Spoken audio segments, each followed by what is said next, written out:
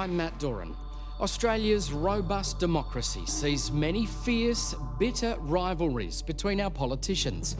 And we've seen loud and violent public protests and even the occasional riot. But physical attacks on political figures are extremely rare. Which is why shockwaves echoed across the nation when news broke out that a sitting member of Parliament had been shot dead outside his Sydney home.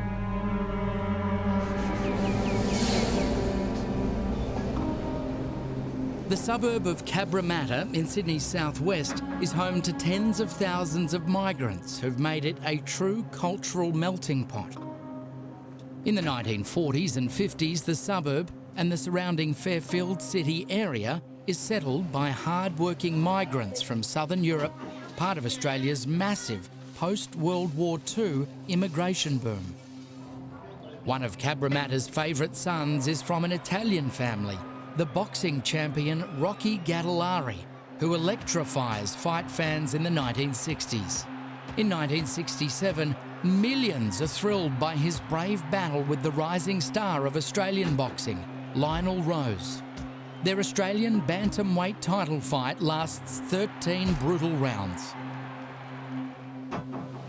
While Rocky battles it out in the ring, another brutal confrontation is taking place, the Vietnam War.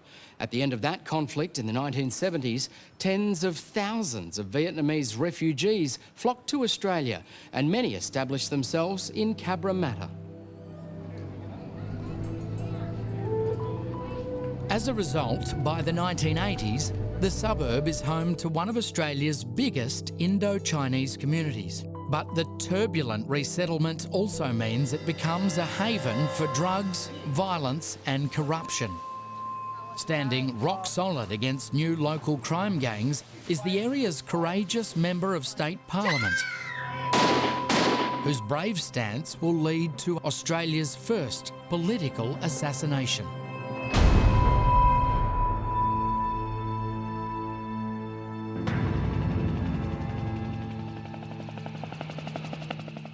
For more than 15 years, the controversial war rages between North Vietnam and the United States-backed South Vietnam, with tens of thousands of American and Australian troops fighting on the side of the South. In 1975, after American and Australian troops have pulled out, the North takes over. Hordes of refugees flee their homeland. Men, women and children spend weeks aboard leaky boats, with many dying in the desperate attempt to reach freedom. One of the many thousands looking for economic and political freedom is this man, Fong, whose grit and determination eventually pays dividends. He stages no less than 13 attempts to escape before he finally makes it by boat to Malaysia. From there, he's granted refugee status to come to Australia, settling in Cabramatta. Fong is highly intelligent, well-educated, and from a once well-to-do family. But he arrives in Australia penniless. Today, Cabramatta is a thriving suburb filled with Asian businesses, shops and restaurants. In fact, in some ways, it resembles a city in Vietnam. It's an authentic Asian experience. You can walk there in complete safety. But back in the 1990s, Vietnamese crime gangs were running riot. 5 men wearing samurai headbands and armed with guns burst into the home at 5 this morning. In the early 90s, Gary Raymond is an inspector of police stationed at Cabramatta. We got overdoses on the hour, every hour. Deaths, there was a number of shootings and murders there. They were using meat cleavers from restaurants and knives from restaurants to have knife fights. There was, the train would pull up and there was a whole raft of people get off the train, get the heroin. And it was just, the resources weren't coming in there, and commander after commander tried to get the resources. The public is angry and demands politicians and police do more. One of those campaigning hardest is John Newman, a tough-talking, hard-working, no-nonsense politician, determined that these Vietnamese gangs be crushed at all costs. The Asian gangs involved don't fear our laws. But there's one thing that they do fear, and that's possible deportation back to the jungles of Vietnam, because that's where, frankly, they belong.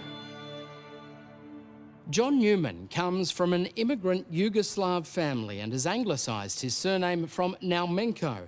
He suffers an enormous personal tragedy when his pregnant wife and young son are killed in a car accident.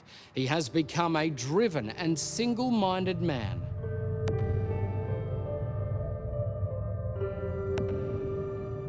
After the tragedy, he eventually finds some happiness when he becomes engaged to his electoral office secretary, Lucy Wang.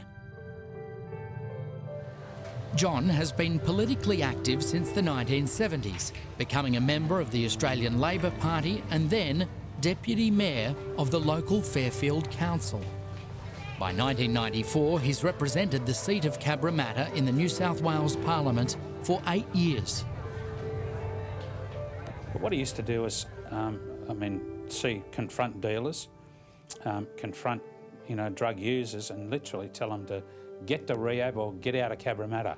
He made a lot of enemies. There's a lot of people really wanted to get rid of him from not only the, the political scene, but the drug scene itself, because he was an obstruction, and he did cause things to happen to either displace some of the dealers or certainly make it very uncomfortable. And he was threatened many times. One of his enemies is none other than Vietnamese immigrant Fong. By 1994, No has become a Fairfield councillor and has built up wealth, power and influence within the Cabramatta community, and he's determined to go even further.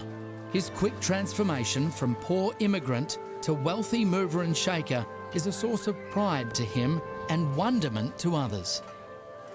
The late Shirley Barrett, at the time, was a fellow Fairfield councillor and one-time supporter who knew Fong well.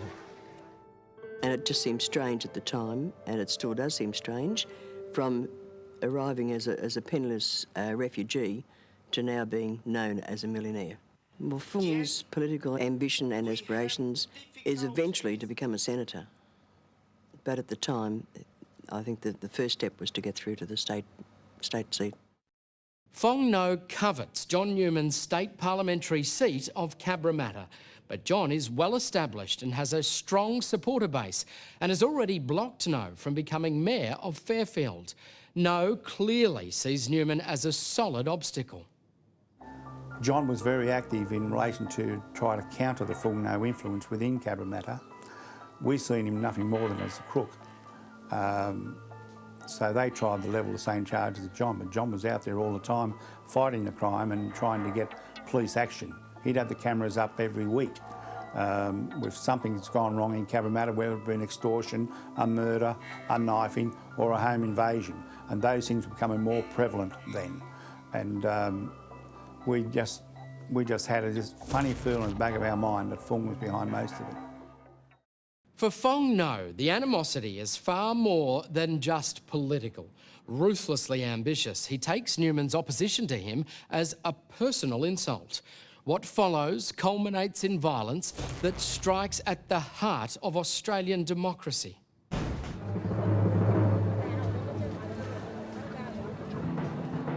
Vietnamese refugee Fong and State Member of Parliament John Newman have become bitter rivals. When No stands as an independent candidate against John Newman in the 1991 state elections, Newman trounces him. So, determined to beat Newman once and for all, Fong joins the Australian Labor Party, sets up a new local branch and recruits members. What Cabramatta needs is a strong sense of leadership, a person who can unite the community and work for the rebuilding of a better Cabramatta. Are you going to vote for me? Yes. Yes? Yes? Thank you. Thank you very much. In 1993, Governor-General Bill Hayden officially opens the Mekong Club, a licensed premises for the Indo-Chinese community in Cabramatta. No is its honorary president, and the Mekong Club becomes his castle. He graces his friends with jobs at the club and himself with largesse. With about 100 poker machines, the club becomes not just a centre of entertainment, but a huge money generator. It's also a place for the 5T Asian gangsters to meet and plot. The gang is involved in drug dealing, extortion, home invasions, and even worse, murder.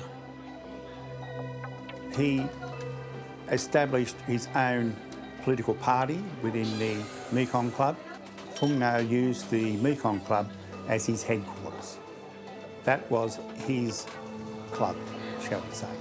He was never a director on the board, but yet he's got all the money and ran the club from another office in John Street, not from the club itself. Newman succeeds in forcing official inquiries into Fong No's activities involving the club. The authorities find irregularities and ban No from holding any position in any licensed club. Newman has won another round against his arch-rival. It's around this time that Newman is the target of a series of sinister events. There are break-ins at his electoral office, his car is vandalised, and he begins receiving telephone calls like this. You're dead, Newman. What can I do? You're dead, Newman. At his home and office. Yeah, John had a number of threats that he reported to us, but didn't stop him. This bloke was courageous. This fellow was put politics aside, and he was an advocate for his area. He was, no one worried him. There was not a person on earth he was frightened of. It really wasn't.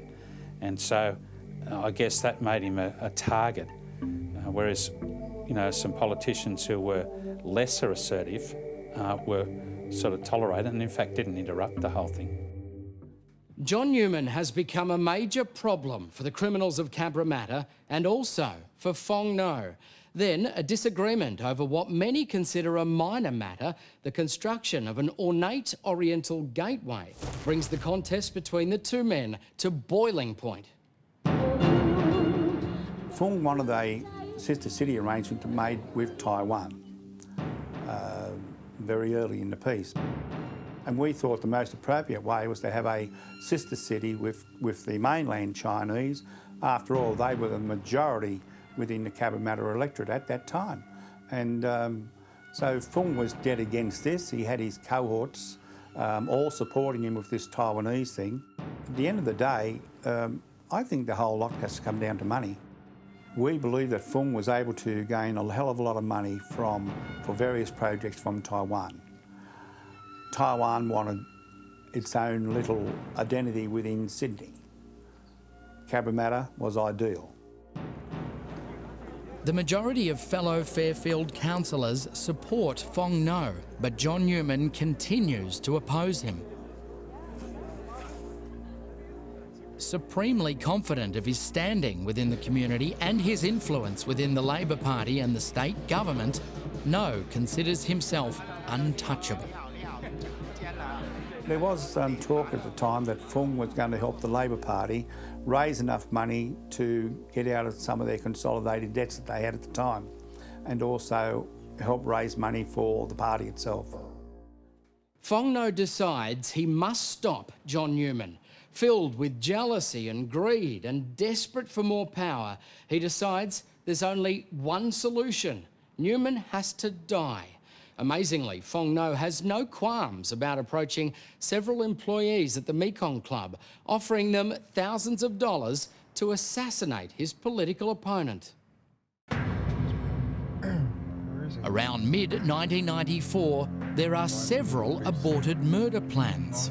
2 fail because the hired killers get cold feet when they discover the identity of the high-profile target. In another attempt, the would-be killers wait outside John's home ready to strike. When he doesn't arrive home by midnight, they decide to leave and try again later.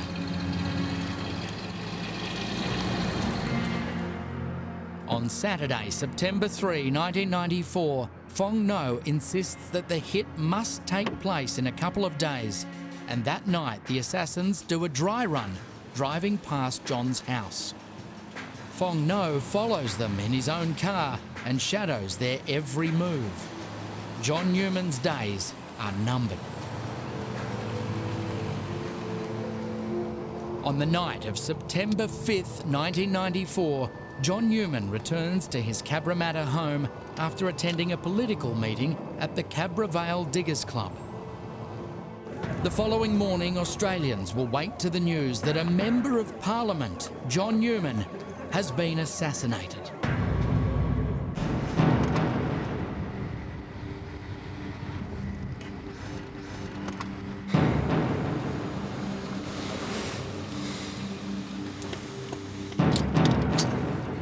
The assassination of Cabramatta Member of Parliament John Newman on the night of September 5, 1994 is the culmination of a bitter power grab by Fong, a former Vietnamese refugee and local councillor. Newman's neighbour, Derek Murphin, is at home on that Monday night and hears gunshots.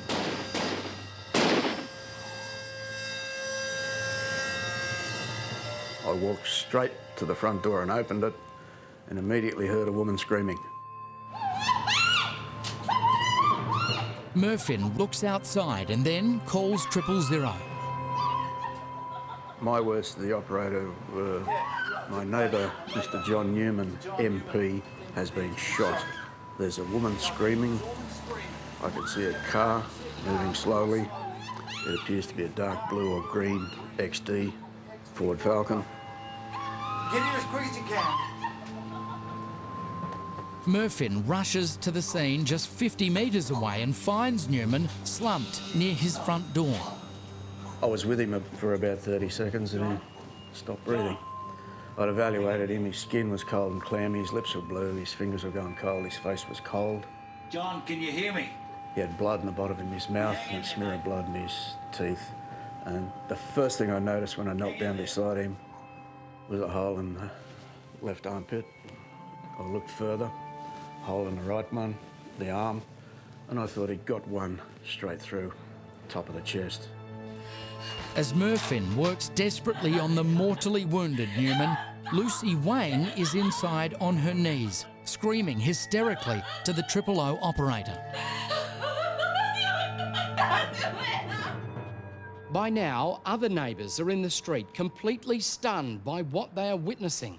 First response police are quickly on the scene and they too are shocked when they realise a sitting Member of Parliament has been shot dead. Inspector Gary Raymond arrives at the scene. And I saw 2 young police officers had already arrived and John's body was on his back and the 2 police officers were resuscitating him. Looked over and I saw Lucy, she was on the front steps of the house just crying and screaming hysterically. And I looked around and saw some spent cartridges in the vicinity of the driveway and the colour just drained from her face. I thought, where's the shooter? 1, 2, 3, 4, 5.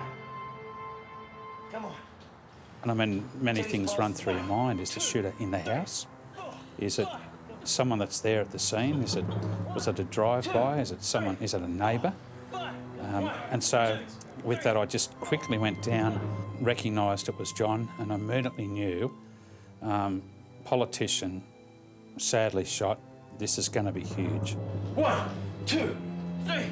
I glanced down and I saw a wound, probably an exit wound from his chest, and it was what we call a sucking chest wound, and there was froth and blood coming out of it, sadly, and as the police officers resuscitated him, because of my ambulance and rescue squad experience in the past, I knew that the projectile had probably gone through his heart or through his thoracic aorta or something like that. 1, 2, 3, 4, 5. After arriving home from a party meeting at around 9, witnesses say an unlit car cruised up to the house. Then a series of shots were fired, 2 hitting Mr Newman in the chest. Front veranda, they attempted to get the cardio. Police believe the killers may have followed Mr Newman home. Police must now break the terrible news to John Newman's family. When the police knocked on my door, I thought, no, it couldn't be. And he said, we're working on him. And when my son said, no, Mum, he's gone. I don't know. I just broke down. It just broke down because that news was the worstest in my life. John Newman's confidant, Ken Chapman, had been at the political meeting with Newman earlier that night. He receives the news and rushes to the crime scene. I spoke to police in my statement that evening, and they asked me who I thought would be capable or wanting to kill John Newman. I only had one person in mind. That was Fong. Within hours of the execution, a multi-agency task force gap is established as crime scene investigators search the area for clues and also interview John's fiancée, Lucy Wang. It's her information that provides police with the clear picture of how he was killed.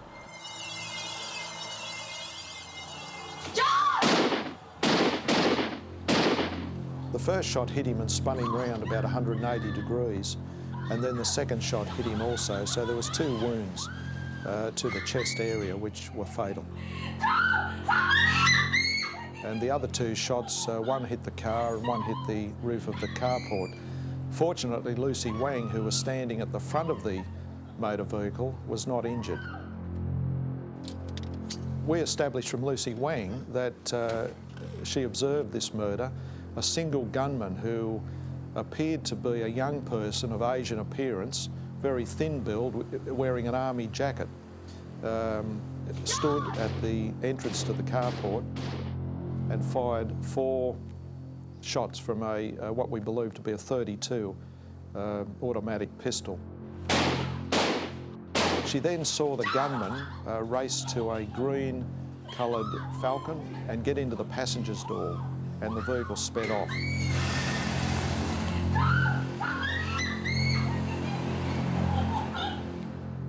The whole murder sequence happened just in a matter of minutes, and John Newman was dead. Several witnesses told detectives they saw 2 cars in the area before the shooting and that both then sped off. They described a green car which they believed carried the shooter and a getaway driver and a white Toyota Camry. From the early evidence, investigators are certain this is a contract killing. But who did it and what was the motive? Newman's family and friends all name the ambitious Fong as someone with a very strong motive to kill him. However, police are also aware that others, including members of the notorious 5T gang, also have a motive to rid themselves of the anti-crime crusader. 2 days later, Fong and fellow Fairfield councillors fly to Taiwan on the Sister City mission. Police have not yet interviewed No. The late Shirley Barrett, a one-time Fong supporter, was shocked by No's reaction. Well, it just troubled me that people who were supposedly members of the same political party could be virtually pleased to know that the state member had actually been murdered, assassinated, or whatever you'd like to refer to it as. And I just think that it was in terribly bad taste that people would be laughing about such a thing. Who was laughing? Who was making these comments? Fong. When the delegation returns from Taiwan a week later, police meet Fong at the airport and ask him to accompany them to their office at Cabramatta police station to answer some questions. No readily agrees, but when they arrive, the media is there in force and the prime suspect holds an impromptu press conference. Do you have any clue who killed Mr. Newman? It's not up to me to make speculation, and if I know that, I would talk to the police. One of Fong's interrogators is Detective Wayne Walpole. The first few days of the task force gap being set up, we'd received a wealth of information in relation to conflicts between John Newman and Fong. During the interrogation, No gives some detailed answers regarding his movements at the time of the shooting. He claims to have been at the Mekong Club with friends before calling several colleagues on the car phone while driving home. On the way home now, No's colleagues and cohorts confirm the phone calls. His cronies at the Mekong Club also corroborate his alibi that he was at the club at the time of the murder, but they said little else. Detectives come up against the traditional community wall of silence. But despite this, some information does trickle through. There was an attempt or a dry run, you might say, the Saturday night before. Information came to the task force that Fong No was identified actually in a street behind Newman's house late at night at 9:30, 10 o'clock at night. And his car was identified. He was identified standing outside his car. So, and that was pretty significant because during the first interview, we'd locked Fong No into the fact that he'd never been anywhere near John Newman's house. Had no reason to go there. Detective Ian McNabb has retrieved spent cartridges from the crime scene and has had them examined. Initially, our ballistics expert, Detective Sergeant Graham North, he identified the shell casings that were used at the shooting. Now, these are unusual shell casings because they had a flat firing pin. Graham had not seen that before in Australia, and he made some inquiries overseas.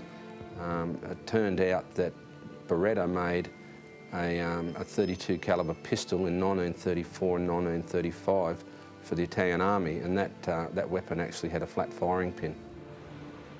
In the first few months, detectives interview hundreds of people. But other than speculation and a strong gut feeling, there is little evidence to tie Fong No or anyone else to the murder.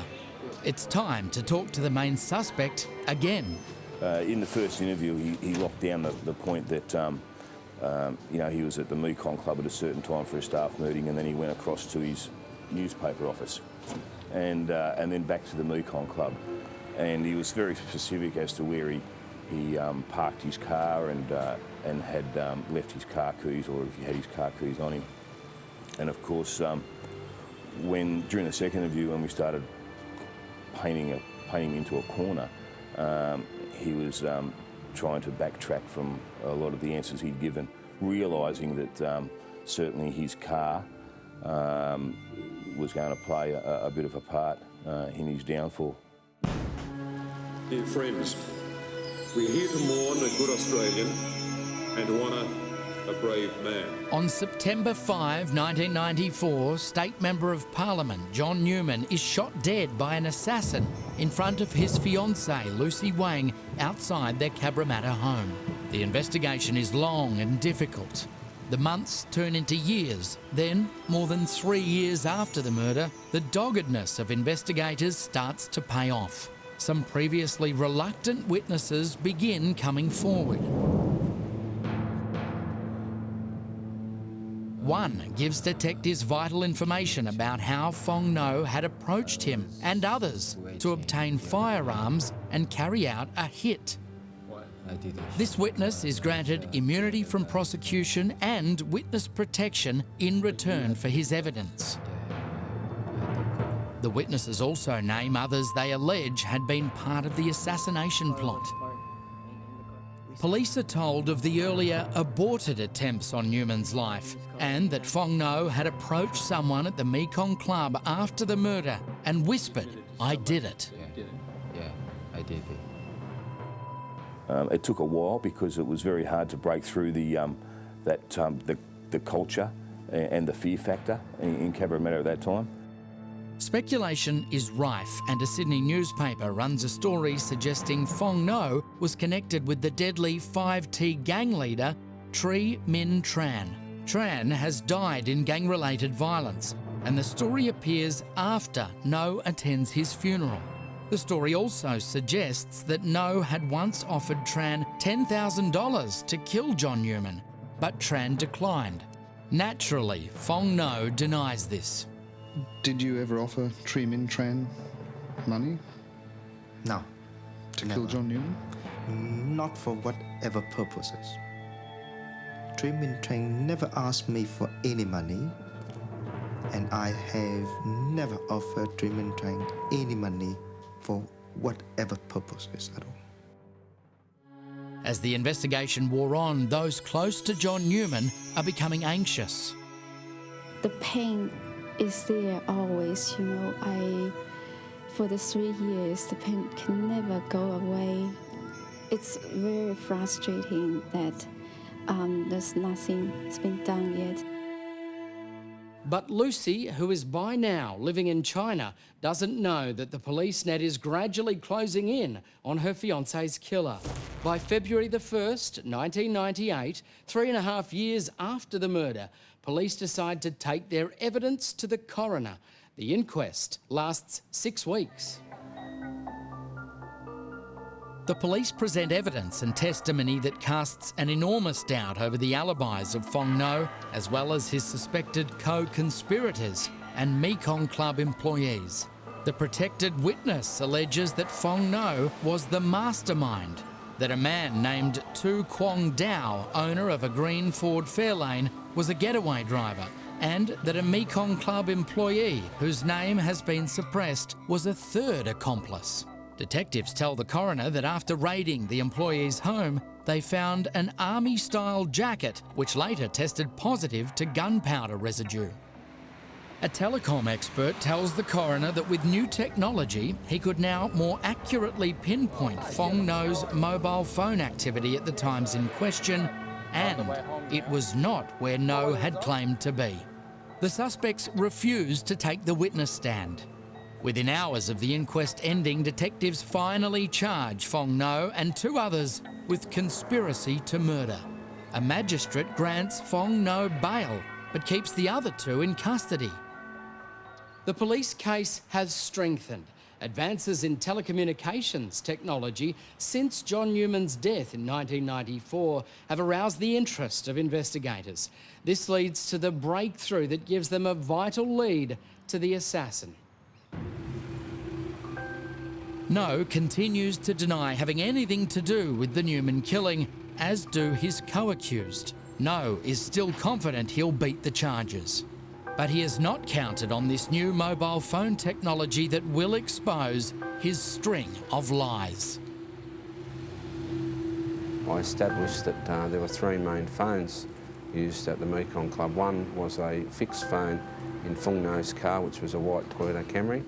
That was a fixed mobile phone. There were 2 other ones that were available to the club. One was normally utilised by the operations manager of the club, and the other one was Fong's personal phone. From that, we made some inquiries as to the usage of those phones and established that there'd been a flurry of activity on not only the Monday night, but the Saturday night in the local area. From that, we looked at telecom experts and the towers that were used, the towers that the mobile phones connected to. From there, we could basically establish the direction where within a 5K radius of where some of these phones were, and we utilised that as part of the investigation. What we established was, particularly with Fong No, was that he had stated when he was interviewed that he was on his way home to his house at Bonnyrigg. We also established that during that time he had 2 phone calls with Shirley Barrett, and there was another phone call to one of the other Mekong Club phones. Hello, Shirley. It's Fong here. How are you? Shirley Barrett advised us that Fong had told her he was on his way home. How did you go? However, the phones didn't really establish that. It actually showed that the phones were going in an opposite direction to the Bonnyrigg, more than likely down Cumberland Highway through Liverpool, and a final call was connected through a cell tower in Hammondville. Even though he now faces a conspiracy to murder charge, Fong No still goes about his daily business, following his political ambitions as though nothing has happened. He'd walk down the street after the murder with the new member for Cabramatta, rivalry, and also one of the mayors, Nick Lalich, you know, to try and make him look, oh, I'm a great guy, look at me. But powerful friends.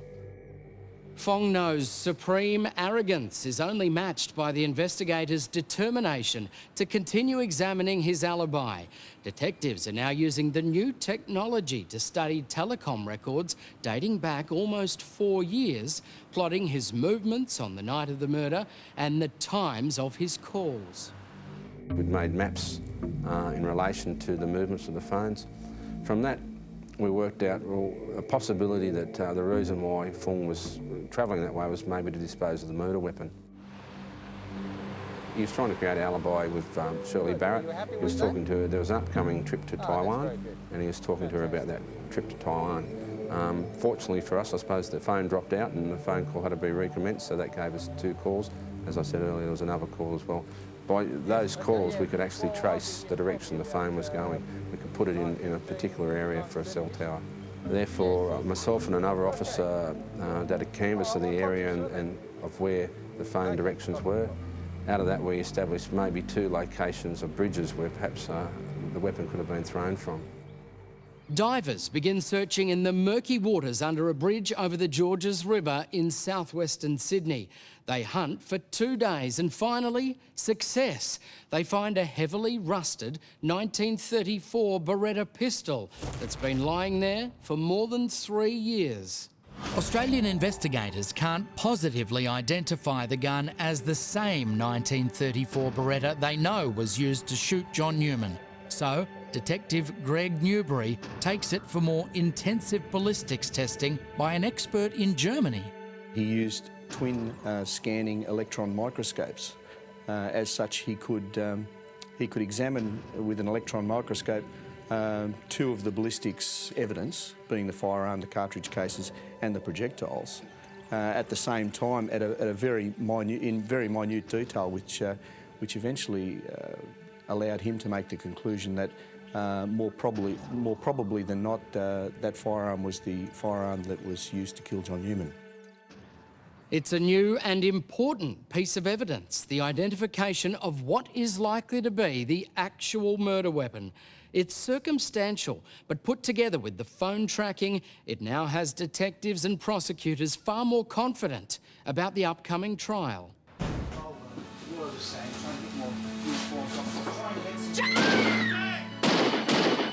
It's 1999, more than 3 years since the brazen assassination of local Cabramatta Member of Parliament, John Newman.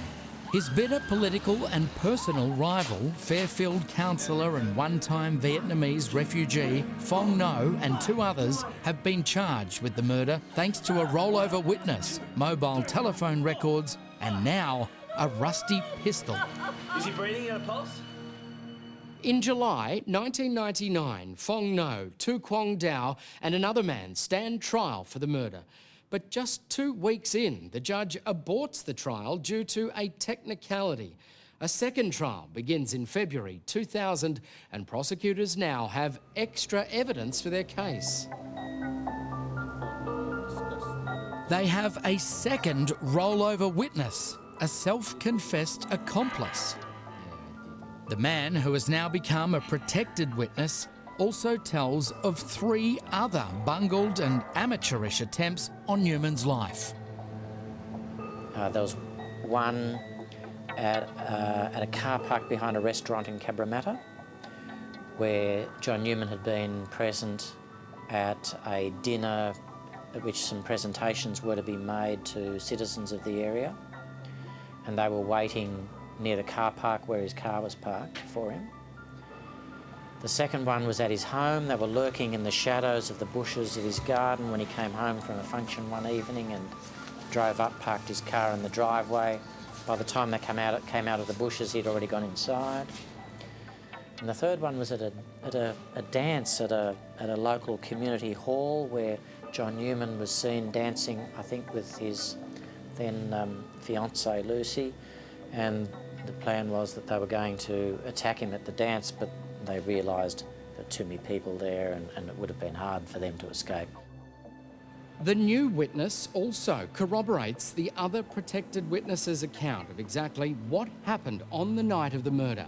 He also names the person he claims to have been the actual shooter. And as a result, a local Vietnamese man, David Dinh, becomes the third person facing murder charges.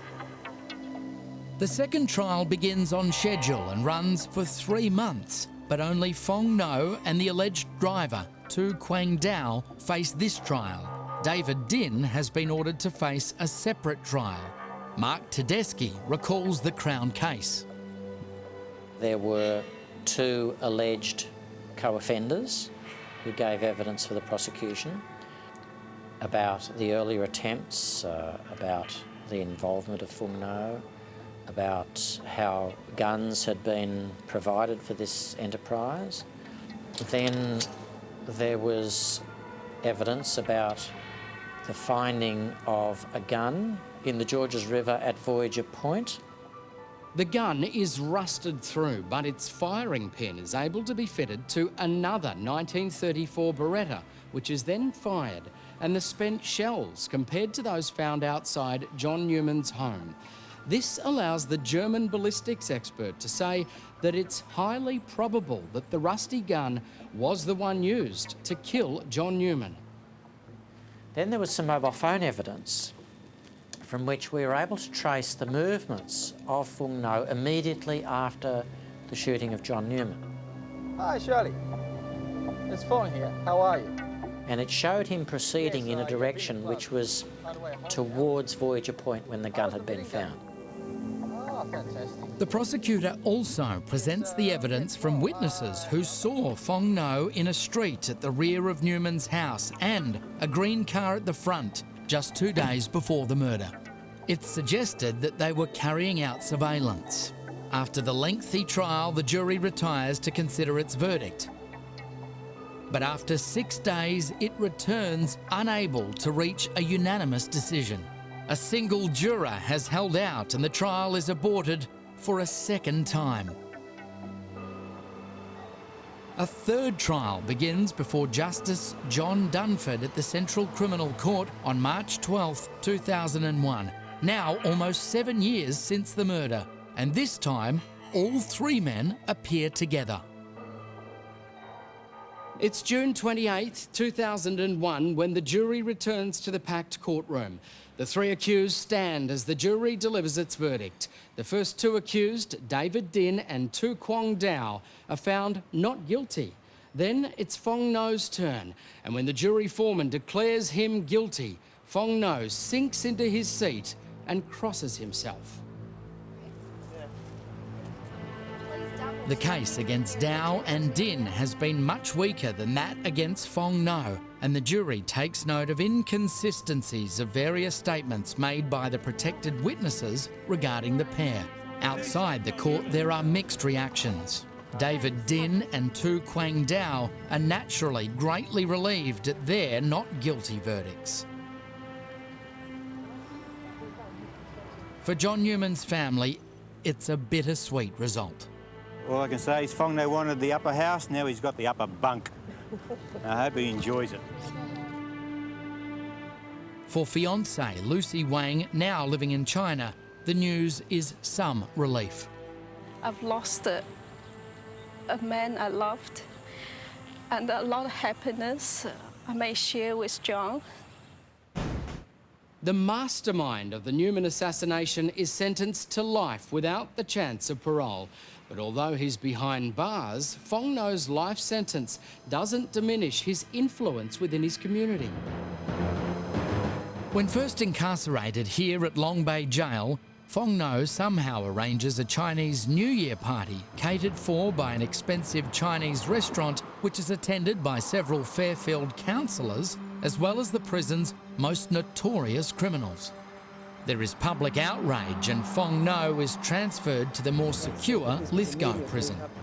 But again, the arrogant assassin continues his evil and manipulative ways. In June 2003, prison authorities uncover evidence that Fong Ngo is the mastermind behind a group called W2K for Willing to Kill and is planning an escape. The sternest of action is taken. Ngo has become, in our opinion and our assessment, very dangerous. He is a covert operator who recruits other inmates to do his work for him. We do have some specific information about an escape attempt.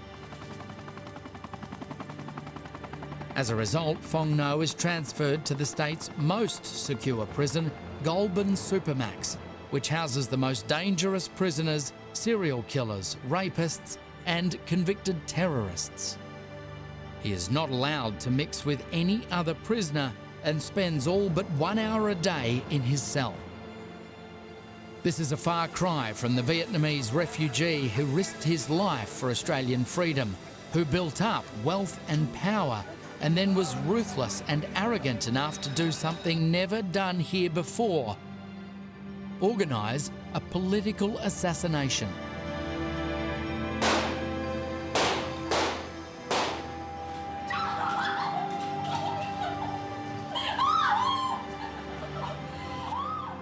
I see myself just like a prostitute. I don't care who I sleep with, as long as I achieve things for the community that I represent. Coming up, to everyone's surprise, the case is reopened as Fong No gets yet another chance at freedom.